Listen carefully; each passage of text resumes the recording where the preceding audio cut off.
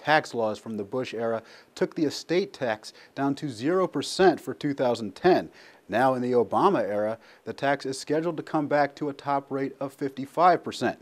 Here's Americans for Limited Government's Rebekah Rast with her commentary on what's known as the death tax. There are a lot of people who think that the estate tax, also known as the death tax, is simply a tax for the wealthy. But for those whose wealth is in their land, be it cattle or agriculture, a lot of times the estate tax will then force them to sell their land, even if it's simply just being handed down to the next generation and not at all changing hands.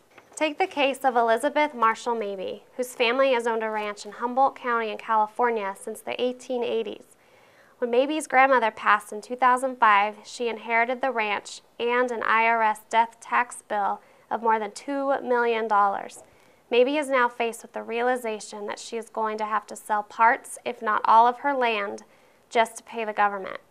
Mabee's case shows the dilemma that ranchers and farmers face when their land is passed down from one generation to the next. Either sell their livelihood to corporate farms or developers, or bury themselves in mountains of debt.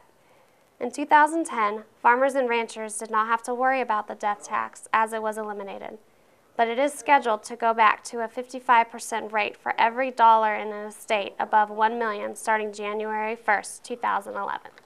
While there are those who champion the need to tax the wealthy, it's important to remember stories like Elizabeth Mabee's. It's also important to remember the thousands of other family farmers and ranchers who could lose their land at any time because of this tax. To sum it up, the death tax should just stay in its grave.